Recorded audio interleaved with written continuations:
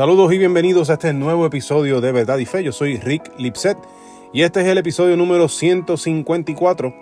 Hoy quiero poder atender una pregunta que nos hizo Roberto, que dice: ¿qué significa no es en tus fuerzas? Y esta pregunta es bien interesante porque todos nosotros en algún momento o la hemos escuchado de alguien o nosotros mismos la hemos usado.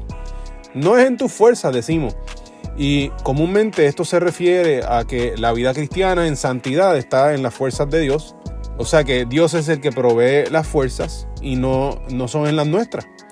El problema viene cuando algunos entienden que este pastorismo, que un pastorismo es un dicho que dicen los pastores, no es que necesariamente en la Biblia está escrito así mismo.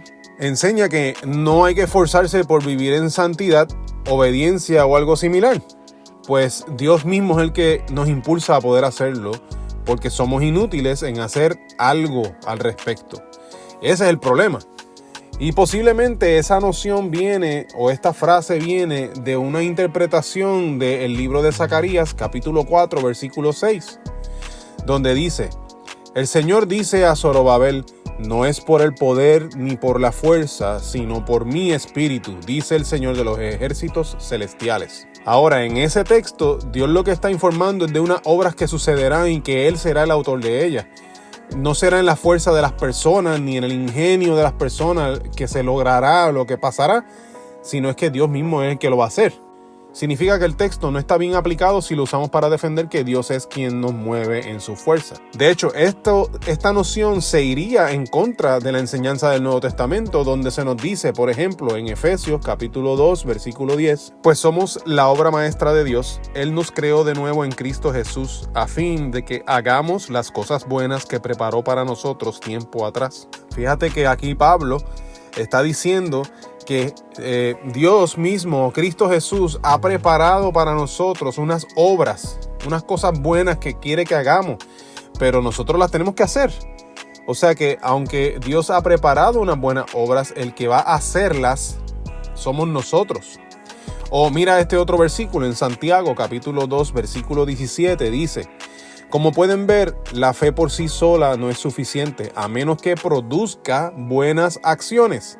Está muerta y es inútil. O sea que Santiago, igual que Pablo, está diciendo que nuestra fe ahora, que nosotros somos salvos, debería de producir cosas buenas. Nosotros se supone que hagamos acciones correctas. Y por si nos queda alguna duda, mira lo que dice Primera de Pedro, capítulo 1, 15 y 16, dice: pero ahora sean santos en todo lo que hagan, tal como Dios, quien los eligió, es santo.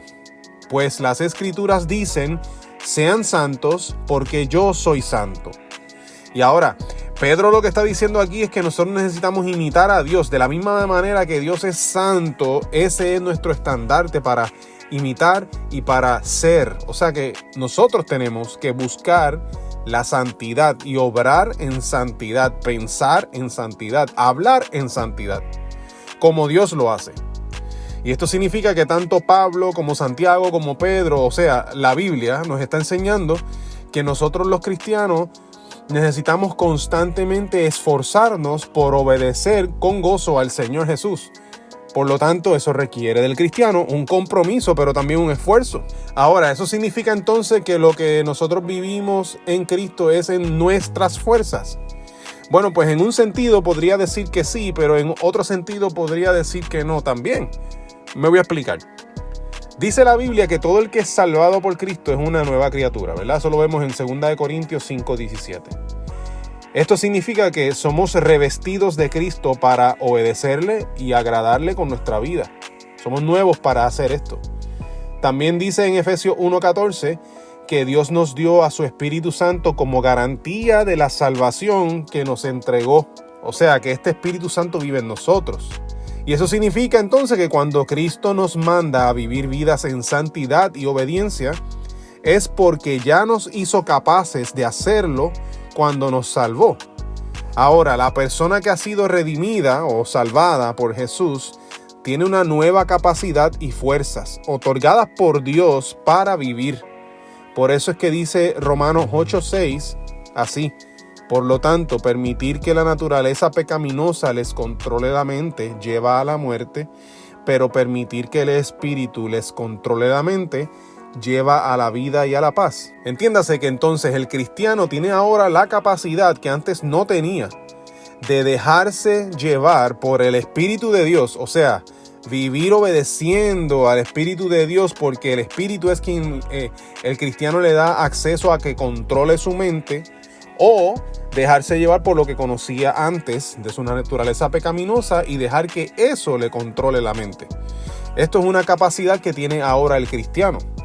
Así que ante el pastorismo que hemos estado analizando en el episodio de hoy, de que no es en nuestras fuerzas, sino en las fuerzas de Dios o en las fuerzas del Espíritu, la ilustración que mejor se me ocurre para poder explicarlo o para poder que esto nos haga sentido es la siguiente.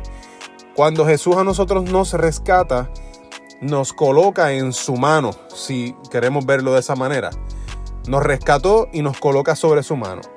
Desde ese momento en adelante, el peso de nuestras decisiones y de nuestras acciones, fíjate que dije el peso de nuestras decisiones y de nuestras acciones, recae sobre nuestros propios hombros. El peso de esas decisiones y acciones cae sobre nuestros hombros, pero cae sobre nuestros hombros mientras Jesús nos sostiene en su mano. Así que Dios ahora, a todo el que ha aceptado a Jesús como su único Señor y Salvador, ahora esta persona que es una nueva criatura, tiene el Espíritu Santo en él o en ella, cosa de que vive una vida nueva, renovada en el Espíritu, y ahora tiene la capacidad de hacer las buenas obras que Dios ha preparado para él, para que pueda obedecerle, para que pueda agradarle.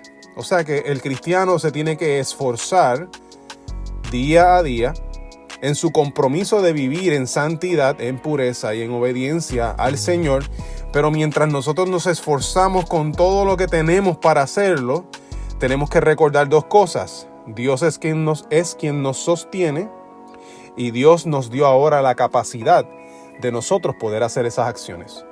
Y eso entonces es lo que significa cuando nosotros decimos: no es en tus fuerzas, es en las fuerzas del Espíritu.